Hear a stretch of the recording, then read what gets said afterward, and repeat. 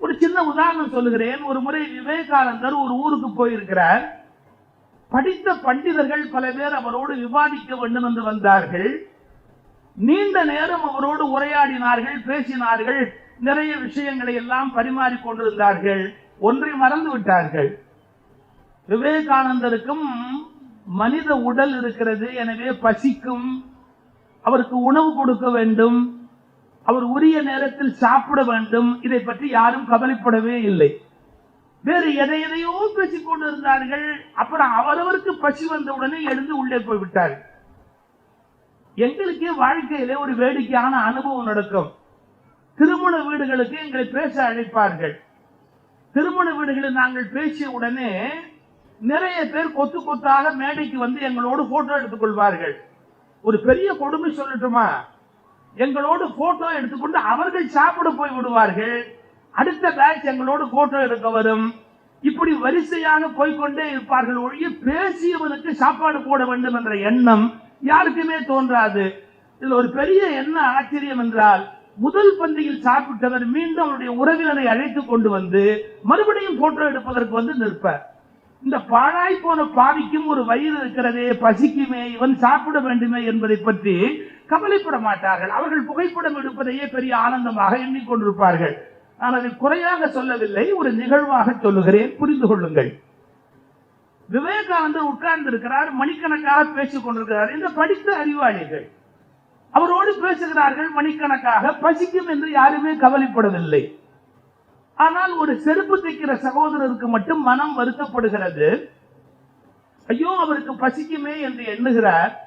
விவேகானந்தர் வந்து சொல்லுகிறார், என்னிடத்தில் காய்ந்த சப்பாத்தி ரொட்டி துண்டுகள் இருக்கின்றன. ஆனால் ஒரு பெரிய சிக்கல், இதை உங்களுக்கு கொடுப்பதில் ஒரு கஷ்டம் இருக்கிறது. காரணம், ஜாதி வேறுபாடு இருக்கிறது. நான் கொடுத்து நீங்கள் சாப்பிட்டது தெரிந்தால் இந்த ஊரில் எல்லோரும் என்னை கொன்று விடுவார்கள். எனவே எனக்கு கூச்சமாக இருக்கிறது. ஆனால் உங்கள் பசியை பார்க்கிற போது எனக்கு வருத்தமாக இருக்கிறது. என்னிடத்தில் ரொட்டி துண்டுகள் இருக்கின்றன, நான் தடுமாறுகிறேன் என்றார். விவேகானந்தர் சொன்னார், கொடு, நான் சாப்பிடுகிறேன், எனக்கு அதை பற்றி எல்லாம் ஒன்றும் கவலை இல்லை, கொடு என்பதை வாங்கி சாப்பிட்டார். இது யாருக்கும் தெரிந்தால் என்னை கொண்டு விடுவார்கள், தயவு செய்து சொல்லிவிடாதீர்கள் என்கிறார் அந்த செருப்பு தைக்கிற தோழர். ஆனால் மகாராஜாவிடத்தில் போய் விவேகானந்தர் பேசுகிற போது சொன்னார், இந்த ஊரில் ஒரே ஒரு மனிதனை பார்த்தேன் என்றார். இந்த ஊரில் ஒரே ஒரு மனிதனை பார்த்தேன்.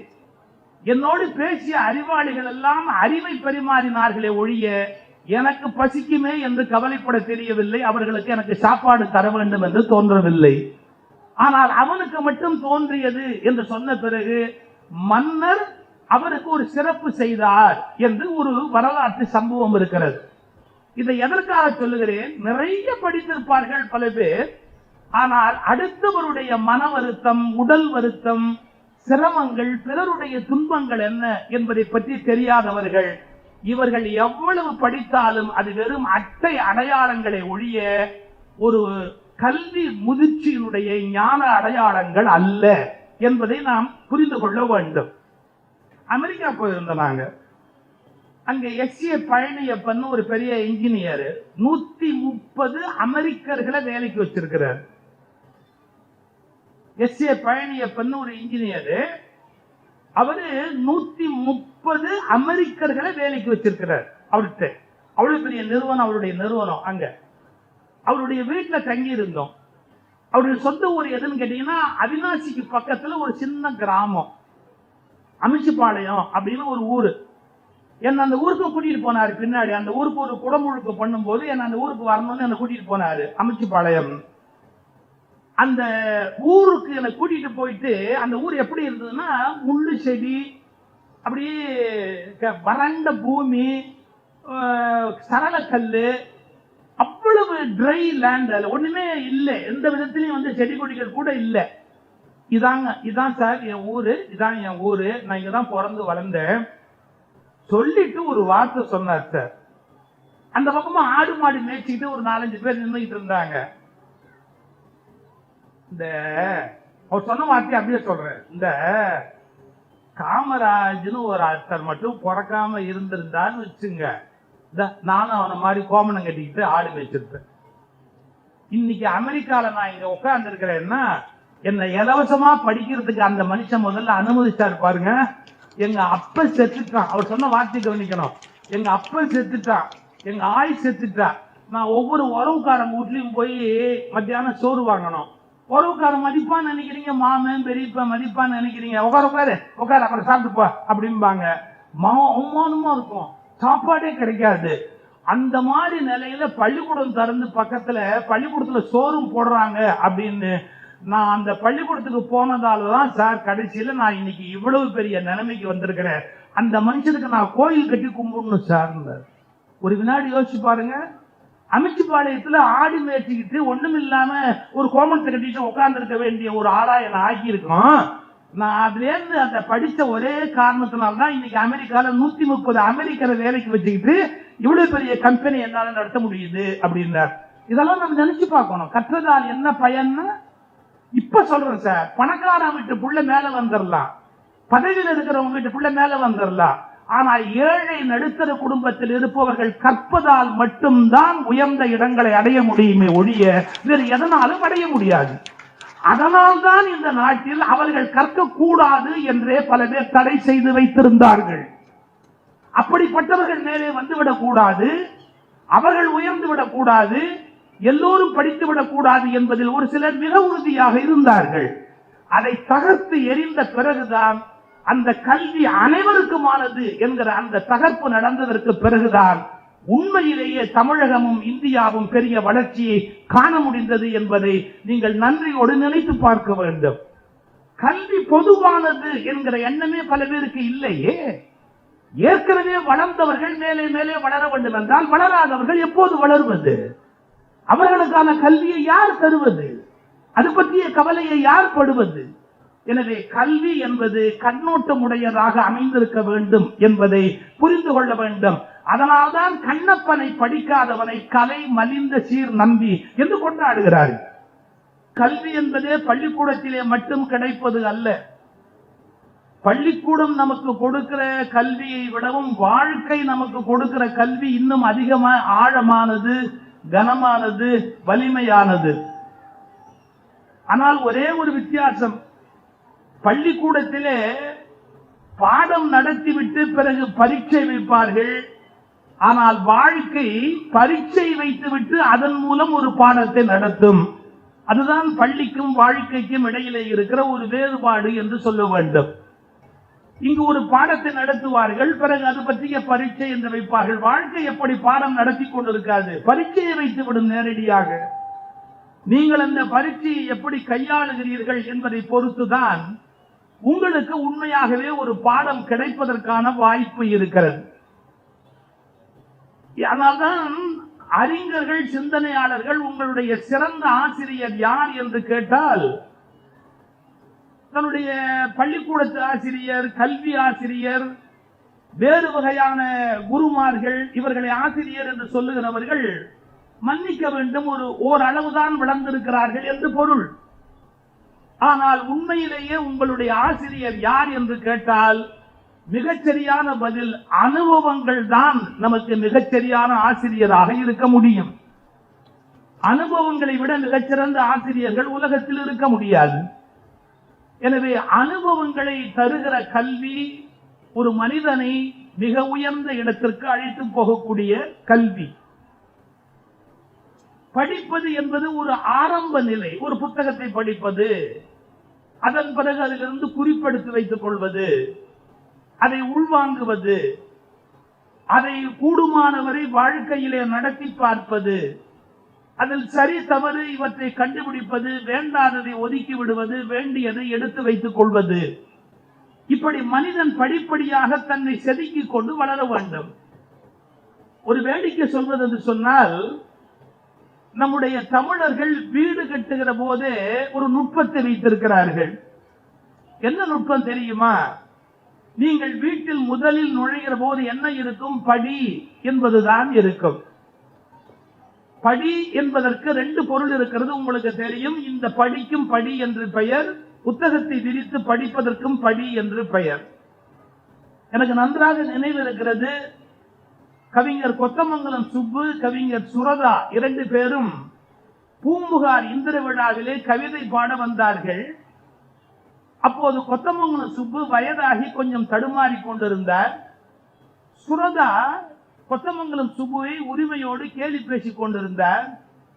அவர் மெதுவாக சொன்னார், கிழவரே படி படி, இந்த படியில ஏறும்போது கிழவரே படி படி பார்த்து வாங்க அப்படின்னார். அப்போ அவர் சொன்னாரு, படிக்க வேண்டிய காலத்திலே படிக்கல, இப்ப படிச்சு நான் எங்க உருப்பட போறேன் அப்படின்னாரு கொத்தமங்கலம் சுப்பு. படிச்சதை வச்சு என்ன பண்றதுன்னு தெரியல. அந்த படியை வச்சு 2 பேரும் பேசிக்கிட்டே வந்தாங்க. இப்போ வீடு கட்டுகிற போது முதல் உறுப்பு படி என்று இருக்கிறது. அதுக்கு அடுத்த வார்த்தை வீட்டுல நடை என்று ஒன்று உண்டு. நீங்க யாராவது பெண்கள் அங்க உட்கார்ந்து இருந்தா வயதான பெண்கள் சொல்வார், பெண்களுக்கு வயதே ஆவதில்லை, அது வேறு சமாச்சாரம். பெண்கள் வயதான பெண்கள் ஒரு வார்த்தை சொல்வது உண்டு. வாசல்ல நடையில உட்கார்ந்து இருக்கிறியே, நடையில உட்கார்ந்து இருக்காது, உள்ள போய் உட்காரு அப்படிம்பாங்க. அதற்கு நடை என்று பெயர். நடக்கிற இடம், அதில் யாரும் உட்காரக்கூடாது, நடை என்று அதற்கு பெயர் வைத்தார்கள்.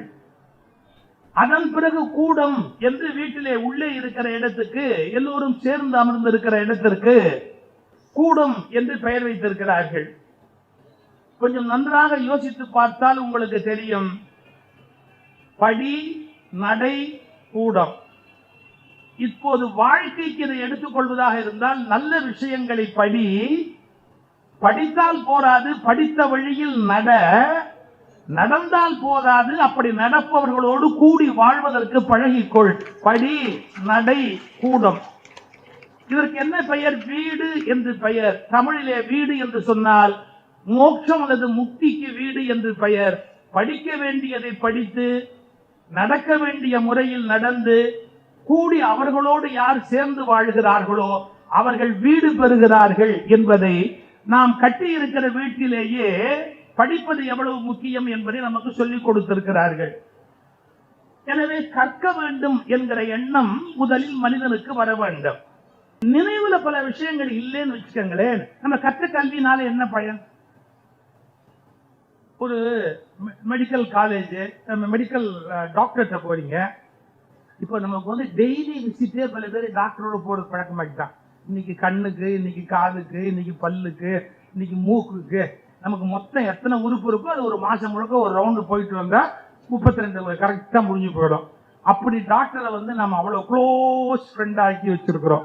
நம்முடைய உடல் நலத்தை அவ்வளவு பிரமாதமா வச்சிருக்கிறோம். ஒழிஞ்சு போகுது மெடிக்கல். இப்போ உங்களை உட்காந்து வச்சுக்கிட்டு இதுக்கு வந்து என்ன மாத்திரை கொடுக்கலாம்னா கொஞ்சம் இதுங்க அப்படின்ட்டு போய் ஒரு புத்தகத்தை திறந்து அவர் இப்படி பார்த்துட்டு, நீங்க நாளைக்கு வேணா வரீங்களா, நான் கரெக்டா என்னன்னு பார்த்து வைக்கிறேன் தான். அந்த டாக்டர் அப்புறம் எவனா போவேன். நினைவுல பல விஷயம் வச்சிருக்கணும், அசஸ் பண்ணணும். இது இந்த நோய், அப்ப அதுக்கு இந்த மருந்து கரெக்ட், அதுக்கு என்னென்ன ட்ரீட்மெண்ட் இப்படி பண்ணணும். ஃபாஸ்டா மெமரியிலேருந்து கொண்டு வரும்போது தான் அது பயனுடையதா இருக்க முடியும். நினைவிலே வச்சிருக்க கூடாது அப்படிங்கிறதுல டைம், அந்த டைத்துக்குள்ள. அதான் மெடிக்கல் காலேஜில் பசங்களுக்கு பாடம் நடத்திட்டு வாத்தியாரு ஒரு கேள்வி கேட்டார்.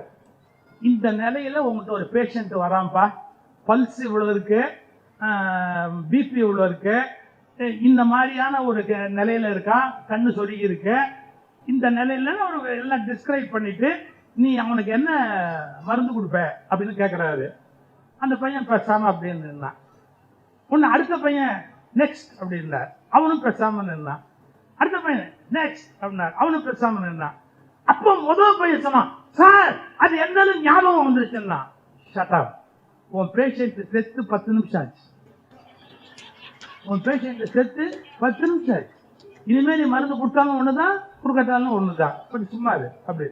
சார், நினைவிலிருந்து கொள்ள வேண்டிய போது கல்வி துணையா இருக்கிற மாதிரி எப்பவுமே நீங்க புக்கை ரெஃபர் பண்ணிட்டு இருந்தா கல்வி துணையா இருக்காது. சோ அந்த கல்வியில நினைவில் வைத்துக் கொள்ள வேண்டியது என்பதும் மிக மிக முக்கியமான ஒன்று என்பதை நாம மறந்து விடக்கூடாது. இன்னைக்கு விமானத்துல என் கூட டாக்டர் சொக்கலிங்கம் வந்தாரு, கார்டியாலஜிஸ்ட்.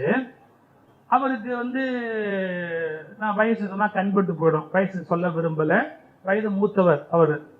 அவர் சொன்ன வார்த்தையை சொல்லட்டுமா? அவர் சொன்ன மிக முக்கியமான ஒரு வார்த்தையை சொல்லட்டுமா? எங்க வாத்தியாருங்கெல்லாம் நிறைய பேர் செத்து போயிட்டாங்க சார். மெடிக்கல் காலேஜ் ப்ரொஃபஸர், அவர் கொஞ்சம் வயது மூத்தவர், அதுக்கு மேல நான் சொல்ல விரும்பல. எங்க வாத்தியாருங்கெல்லாம் நிறைய பேர் செத்து போயிட்டாங்க சார். எனக்கு அதை பத்தி வருத்தம் இல்லை. எங்கிட்ட படிச்ச மாணவர்களையும் 25% செத்து போயிட்டாங்க சார். டாக்டர்ஸ் எங்கிட்ட படிச்ச மாணவர்களையும் 25% செத்து போயிட்டாங்க சார். ஏன்னா அவர் கார்டியாலஜிஸ்டா வந்த பல டாக்டர்ஸ் செத்து போயிட்டாங்க சார். என்னங்க அர்த்தம்? உங்களை காப்பாத்துறதுக்கு மருத்துவம் படிச்சவங்களுக்கு தன்னை காப்பாத்திக்க தெரியலன்னு அர்த்தம். நான் கேட்டேன், என்ன சார் கார்டியாலஜிஸ்ட்ங்கிறீங்க, அவங்க இறந்து போயிட்டாங்கிறீங்க என்னன்னு. அவர் ஒரு வார்த்தை சொன்னார். என்ன சொன்னார் தெரியுங்களா? தன்னைத்தானே பர்ன் அவுட் பண்ணிக்கிறாங்க. இப்போ அவசரமா தான் எல்லா பேஷண்ட்டும் வருவாங்க. ஹார்ட் அட்டாக் ஆனவங்க எல்லாருமே அவசரமா தான் வருவாங்க. இதை காப்பாற்றணுங்கிற போது அவரே நர்வஸ் ஆகி பரபரப்பாகி படப்படன்னு ஆயிட்டான்னு வச்சுக்கோங்க, பேஷண்ட்டை காப்பாற்ற முடியாது. ஒரு கார்டியாலஜிஸ்ட் சொல்லிக் கொடுக்குற விஷயமே என்ன? எதுக்கும் டிஸ்டர்ப் ஆகாதீங்க சார். உங்க மாப்பிள்ள ஓடி போயிட்டாலும் கவலைப்படாதீங்க சார். உங்களுக்கு மருமக சாப்பாடு போடாட்டியும் கவலைப்படாதீங்க சார். உங்க வீட்டில் ஏதாவது பத்தி எரிஞ்சா கூட கவலைப்படாதீங்க sir. Heart is so important. எல்லாத்தையும் பொறுமையா பார்த்து பொறுமையா வெளியில வாங்க. படபடப்பு ஆகாதீங்க. நான் மருந்து கொடுக்கலாம், மாத்திரை கொடுக்கலாம், அதெல்லாம் உங்களை காப்பாற்றாது. உங்க நிதானம் தான் உங்களை காப்பாற்றும். இதான் கார்டியாலஜிஸ்ட் எல்லாருக்கும் கற்றுக் கொடுக்குற விஷயம். எவ்வளவு மருந்து கொடுத்தாலும் எவ்வளவு மாத்திரை கொடுத்தாலும் உங்க நிதானம் தான் உங்களை காப்பாத்துங்க ஒழிய, இவ்வளவு சொல்லிக் கொடுத்த கார்டியாலஜிஸ்ட் அதை அவர் நடைமுறைப்படுத்துறாரா? நான் என்ன கண்டுபிடிக்க வரேன், என்ன சொல்ல வரேன்னு பாருங்க. கல்வி என்பது வெறும் தகவலாக உங்களுக்கு இருக்கிற வரை பயன் இல்லை. அது உங்கள் செயலாக மாறுகிற போதுதான், அது உங்கள் வாழ்வில் நடைமுறையாக மாறுகிற போதுதான் அது உங்களை பாதுகாக்கிற ஒரு கருவியாக இருக்கும். இல்லைன்னா அது பயன்படாமலேயே போய்விடும். முக்கியமா ஆசிரியருக்கு நான் ஒன்று சொல்றேன், மாணவர்கள் கேள்வி கேட்டா கோச்சுக்காது. மாணவர்கள் கேள்வி கேட்டா கோச்சுக்காது. கேள்விகள் தான் அறிவுலகத்தின் சாவிகள். கேள்விகள் தான் அறிவுலகத்தின் சாவிகள். நிறைய யாரு கேள்வி கேட்கிறாங்களோ அது மூலமா தான் நமக்கு உண்மையிலேயே அறிவு வளர்வதற்கான ஒரு வாய்ப்பு இந்த உலகத்துல இருக்க முடியும். அதனால ஆசிரியர், மாணவன், பெற்றோர்கள் எல்லாரும் கல்வியை பயன்படுத்தணும். ஆனா கல்வி என்பது வெறும் புத்தக அறிவு அல்ல. அதை ஒரு பரபரப்பு மூலமா நம்ம அடைய முடியாது.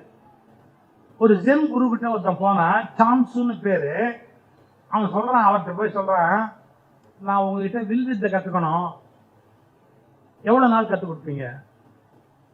அவர் இப்படி யோசிச்சுட்டு, ஒரு 10 வருஷம் என்கிட்ட இருப்பியா? 10 வருஷம் எல்லாம் கத்துக் கொடுக்குறேன்.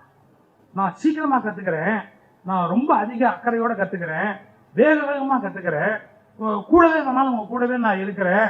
அப்ப எவ்வளவு நாள்ல முடியும்னா, அப்போ ஒரு 20 வருஷம் ஆகும். 20 வருஷம் நான் சீக்கிரமா ஆகணுங்கிறதுக்காக சொல்றேன். நான் வேணா இங்கே இருந்துடுறேன், அப்ப 30 வருஷம் ஆகும். என்ன அர்த்தம் தெரியுங்களா?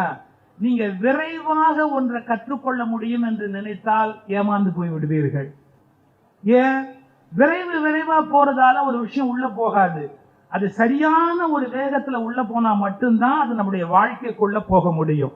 இது ரொம்ப முக்கியம். இன்னொரு ஜென் குரு கிட்ட வித்தைக்கு போறான். அவனும் வில் வித்தையில வல்லவன். அவன் அவர்கிட்ட சொல்றான், நான் வில் வித்தையில ரொம்ப வல்லவன் அப்படின்னா. அவர், அப்படியா, வில் வித்தையில ரொம்ப வல்லவங்கிற வில்லெல்லாம் வச்சிருக்க? என்னங்க பேசுறீங்க? வில்லெல்லாம் இல்லாம எப்படிங்க வர முடியும்? அப்படியா? இந்த மேல அந்த பறவை போகுது இல்ல, அந்த பறவையில அந்த 3வது வரிசையில 2வது ஒரு பறவை போகுது, அதை வீழ்த்து பார்ப்போம் அப்படின்னு. அவன் உடனே வெளில வச்சு அடிச்சான், அது விழுந்தது. பார்த்தீங்களா நான் எவ்வளவு பெரிய எக்ஸ்பர்ட் தெரியுமா? ரைட். அடுத்தாப்புல இன்னொரு பறவை கூட்டம் வந்தது. அப்ப அவனை கேட்டாரு, இதுல எந்த பறவையை நான் வீழ்த்தணும் சொல்லுங்க. அவன் சொன்ன, இந்த 2வது வரிசையில 3வது பறவைய அப்படின்னா. அந்த கண்ணால அப்படியே அதை உத்து நோக்கினார், அந்த பறவை அப்படியே கீழே விழுந்தது. இவன் கேட்டா, என்னங்க வில்லே இல்லைன்னு. அவர் சொன்ன வார்த்தை கொஞ்சம் மிகையா இருக்கும். நானும் வில்லும் பிரிக்கப்பட முடியாதவர்கள். நானும் வில்லும் பிரிக்கப்பட முடியாதவர்கள். ஒரு வித்தை ஒரு மனிதனிடமிருந்து பிரிந்து போகக்கூடாது. நான் ஆயுதங்களை நம்பி இருப்பதில்லை, நான் வில்லை பயன்படுத்தி வில்லாகவே ஆகிவிட்டேன். இது கொஞ்சம் மிகையா தெரியும், ஆனா அது உள்ள ஒரு உண்மை இருக்கு. அந்த டெடிகேஷன், அந்த இன்வால்வ்மெண்ட், அதோடு நம்ம உள்ள போகிற போதுதான் உண்மையாகவே அந்த கல்வி நமக்கு முழுமையான நன்மையை தர முடியும். நான் ரொம்ப தூரம் போய் வந்தால் மனசு சரியாகி விடுமா என்று டாக்டரை கேட்டேன். நான் ரொம்ப தூரம் போய் வந்தால் மனசு சரியாகி விடுமா என்று டாக்டரை கேட்டேன். எல்லாவற்றிலும் ரொம்ப தூரம் போய்விட்டீர்கள், அதனால் தான் மனசே சங்கடமாகிவிட்டது. இந்த ஒரு வரிக்குள்ளே வாழ்க்கையினுடைய மிகப்பெரிய உண்மை இருக்கிறது. எந்த ஒன்றிலுமே ரொம்ப தூரம் போவது என்பது போலரைசேஷன். ஒரு விஷயத்திலே அதனுடைய எல்லையினுடைய அந்த விளிம்பை தொட வேண்டும் என்று எண்ணுகிற போது நாம் நடுவில் இருந்து ரொம்ப விலகி போய் விடுகிறோம். அதனால்தான் கல்வியை முதன்மையாக வைத்து, அறிவை முதன்மையாக வைத்து ஒரு மிகப்பெரிய மதத்தை தோற்றுவித்த புத்தர் சொல்லுகிறார், நடுவில் நில் என்று ஒரு வார்த்தை சொன்னார்.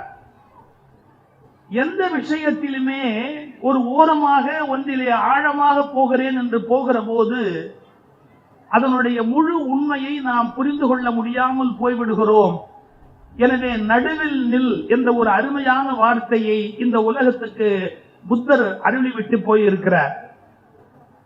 கண்ணப்ப நாயனார் வேடர் குலத்தில் பிறந்தவராக இருந்தாலும், கல்விக்கூடமே போகாதவர் என்றாலும், பள்ளிக்கூடத்தின் படியை மிதிக்காதவர் என்றாலும், அவரை பற்றி குறிப்பிடுகிற போது என்ன அழகான ஒரு வார்த்தை போடுகிறார் என்று கேட்டால், கலை மலிந்த சீர் நம்பி கண்ணப்பனுக்கு அடியேன் என்று சுந்தரமூர்த்தி சுவாமிகள் பாடுகிற போது சொல்லுகிறார்.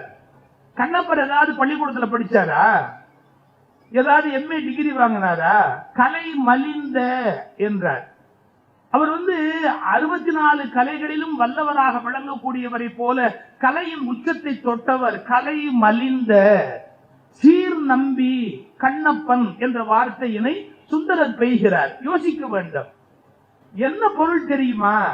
நீ என்ன படித்து என்ன பிரயோஜனம்?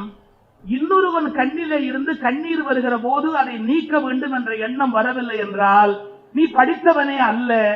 யார் அப்படி நீக்குகிறானோ அவன்தான் கலை மலிந்த சீர் நம்பி என்று ஒரு அருமையான சொற்றொடரை அவருக்கு அளித்து, பிறருடைய துயரங்களை எவன் தெரிந்து கொள்ளுகிறானோ, இரக்கப்படுகிறானோ அவன்தான் உண்மையான கல்விமான் என்பதை ஒரு சமய இலக்கியம் கூட நமக்கு புரிய வைத்துக் கொண்டு இருக்கிறது.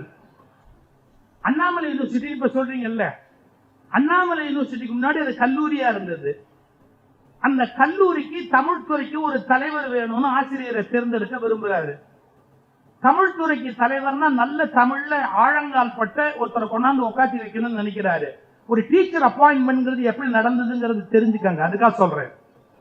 எல்லாரும் சொல்றாங்க விபுலானந்த அடிகள் இலங்கையில இருக்கிறாரு, விபுலானந்த அடிகள் தான் தமிழ்ல பெரிய எக்ஸ்பர்ட்.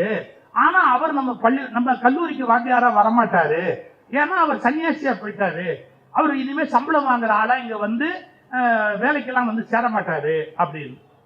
இவர் இங்க இருந்து இலங்கைக்கு போயிட்டாரு. சார் கோடீஸ்வரர் உங்களுக்கு தெரியும், துண்டு எடுத்து இடுப்புல கட்டினாரு. விபுலானந்தர்கள் காலில் விழுந்தாரு. அவர் நல்லா இருப்பா, நல்லா எந்திரின்னாரு. எந்திரிக்க மாட்டேன். எந்திரிப்பா, நல்லா இரு, எந்திரின்னாரு. என் காலேஜ்ல வாத்தியாரா வர்றேன்னு சொன்னா எந்திரிக்கிறேன், இல்லன்னா இப்படியே உயிரை விட்டுறேன். எப்படி?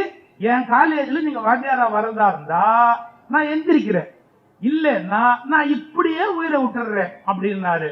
விபுலானந்தடிகள் பார்த்தா நான் சன்னியாசி ஆயிட்டேன்டா, நான் போய் இனிமே சம்பளம் வாங்கிட்டு நான் வேலை பார்க்க முடியாது அப்படின்னா. உங்களை யாரு சம்பளம் வாங்க சொன்னா? தமிழ் கற்றுக் கொடுக்கத்தானே நான் உங்களை கூப்பிடுறேன், தயவு செய்து வரேன்னு சொல்லுங்க, எந்திரிக்கிறேன். சரி சரி நான் வர்றேன்னு அவர் ஆசிரியரா வந்தார். இப்ப டீச்சர்ஸ் அப்பாயின்மெண்ட் அப்படியா நடக்குது? இப்ப டீச்சர்ஸ் அப்பாயின்மெண்ட் எப்படி அப்படியா நடக்குது? கொஞ்சம் யோசிங்க. எஸ்பெஷலி மேனேஜ்மெண்ட் ஸ்கூல்ஸ்ல பாருங்க, அப்பாயின்மெண்ட் போடும்போது எப்படி போடுறாங்கன்னு நான் எதையும் குறை சொல்ல விரும்பல, விமர்சனம் பண்ண விரும்பல. அந்த வித்தையில அவன் வல்லவன், அந்த திறமையில அவன் நல்லவன்னா அவன் காலில் விழுந்தாது அவனை கொண்டாந்து வாத்தியாரா உட்காந்து வைக்கணும். அப்ப கல்வி மேல அவனுக்கு எவ்வளவு மரியாதை இருந்தது பாருங்க. கல்வி இல்லாத போது ஒரு மனிதனை என்ன என்று சொல்லுவது? கல்வி இல்லை என்று சொன்னால் முகத்து 2 கண்ணுடையார் யாரு? கற்றவர்கள். மற்றவர்கள் யார்? புண்ணுடையார். இது 2 கண்ணே இல்லை, அவர்களுக்கு புண்ணுடையார். அவர்கள் கல்வி கற்றவில்லை என்று சொன்னால் அந்த கண்ணினாலே பயன் இல்லை. கண்ணுடையோர் என்போர் கற்றோர். சரி, கல்வி என்பது கண்ணுடையோர் என்று சொல்லுகிறார் திருவள்ளுவர். அதற்கு பிறகு இன்னொரு குறளிலே அருமையாக விளக்குவார். ஒரு மனிதனுக்கு கண்ணோட்டம் இல்லாத கண், அதாவது இரக்கம் இல்லை என்று சொன்னால் அவனுடைய கண் ஒரு கண்ணா என்று ஒரு கேள்வி கேட்பார். நீங்கள் இதை இன்டைரக்டா கொண்டு போகணும் படிப்படியா. எப்படின்னு கேட்டா, கல்வி என்பது கண்ணுக்கு நிகர். கண் என்பது கண்ணோட்டம் இல்லாத போது பயனற்றது. என்ன பொருள் தெரியுமா? நான் படித்த கல்வி மற்றவருக்கு பயன்படவில்லை என்றால் என்னிடத்தில் இருப்பது கண் அல்ல, அது புண் என்று திருவள்ளுவர் மறைமுகமாக சொல்லிக் கொண்டு போகிறார் என்று புரிந்து கொள்ள வேண்டும். நாம் என்ன கல்வி கற்றோமோ அந்த கல்வியை மற்றவருக்கு வழங்குவதற்கு நாம் தயாராக இருக்க வேண்டும். திருடர்களும் வஞ்சகர்களும் தான் தாங்கள் சேகரித்த சொத்தை யாருக்கும் தருவதில்லை என்பது போல மூடர்களும் மடையர்களும் தான் தாங்கள் கற்ற கல்வியை மற்றவருக்கு தராமலேயே செத்து போகிறார்கள். என்னை கேட்டால் பணம் வைத்துவிட்டு சாகிறவன் கூட ஓஷோ ஒரு வார்த்தை எழுதுவார், கஞ்சன் கூட பெரிய மோசமானவன் அல்ல. ஏனென்றால் அவர் செத்த பிறகு சொத்து ஒன்றும் அப்படியே இருக்கும், எடுத்துக்கொள்ளலாம். ஆனால் கல்வி கற்றுவிட்டு மற்றவனுக்கு தராமல் போகிறானே, அவன்தான் இந்த உலகத்திலேயே அயோக்கியனில் மிகப்பெரிய அயோக்கியன் என்று எழுதி வைத்தார் ஓஷோ. உண்மை அது. என்னிடத்திலே ஒரு வித்தை இருக்குமானால் அந்த வித்தை 1000 பேருக்காவது போக வேண்டும் என்று நான் ஆசைப்பட வேண்டும். இது எனக்கு மட்டுமே இருக்க வேண்டும், என்னை தவிர இது யாருக்குமே தெரியக்கூடாது என்று நினைத்தால் அது கல்வி அல்ல. கல்வி முழுமையடையவில்லை. இப்போது சொல்லுகிறேன், கல்வி என்பது நீங்கள் கற்பதோடு முடிவடைந்து விடுவதில்லை. முழுமையாக அது மற்றவருக்கு கொடுக்கப்படுகிற போது, அதை அவர்கள் பரிசீலிக்கிற போது, அதை அவர்கள் ஏற்றுக்கொள்ளுகிற போது அல்லது நிராகரிக்கிற போதுதான் கல்வி முடிவடைகிறது. அவர்கள் ஏற்றுக்கொள்ள வேண்டும் என்று கட்டாயம் அல்ல. உன்னுடைய கல்வி முட்டாள்தனம் என்று கூட சொல்லலாம். ஆனால் கல்வி என்பது எப்போது முழுமையடைகிறது என்றால், நான் கற்பதில் முழுமையடைந்து விடுவதில்லை. நான் கற்கிற போது கல்வி தொடங்குகிறது. அதை மற்றவருக்கு வழங்குகிற போது அது வளருகிறது. அதை மற்றவர்கள் பரிசீலிக்கிற போது அது உயிர் பெறுகிறது. அவர்கள் ஏற்கும் போது அல்லது நிராகரிக்கும் போதுதான் அந்த கல்வி ஒரு முழுமையான தன்மையினை வந்து இந்த உலகத்தில் எய்துகிறது. எனவே ஒரு கல்வி கற்றவர்கள் அந்த கல்வியை மற்றவருக்கு தருவதற்கு தயாராக இருக்க வேண்டும். இன்னொன்று, கல்வி உள்ளவர்கள் கண்ணோட்டம் உள்ளவர்களாக இருக்க வேண்டும். நான் கற்ற கல்வி என்னோடு போய்விட வேண்டும் என்ற வஞ்சனை உள்ளவர்கள் ஒருபோதும் படித்தவர்கள் அல்ல, அவர்கள் படித்த மிருகங்கள் என்று வேண்டுமானால் கொள்ளலாம். நிறைய தெரிந்து வைத்திருப்பார்கள், யாருக்கும் எதையும் சொல்லிக் கொடுக்க மாட்டார்கள், அப்படியே இறந்து போக வேண்டும் என்று விரும்பும். அதை விட மற்றவர்கள் கற்றுக்கொள்ள கூடாது என்ற வைராக்கியத்தோடு இருப்பார். இவர்கள் எல்லாம் சமூகத்தில் விலங்குகளை ஒழிய மனிதர்கள் என்ற பட்டியலில் வரமாட்டார். அமெரிக்கால அடிமைகள் மத்தியில இருந்தவர்களுக்கு மத்தியில ஒரு ஒபாமா பிரசிடென்டா வரார்னா கல்விதான் அந்த உயரத்திற்கு அழைத்து போனது. எனவே அனைவருக்குமான கல்வி என்பது மிக மிக அவசியமான ஒன்று. அந்த கல்வியை பெற்று விலங்கிலிருந்து மனிதன் உயர்ந்து அடைய வேண்டிய உயரத்தை அடைய வேண்டும் என்ற செய்தியை உங்கள் முன்பு வைத்து வணங்கி விடைபெறுகிறேன். நன்றி, வணக்கம்.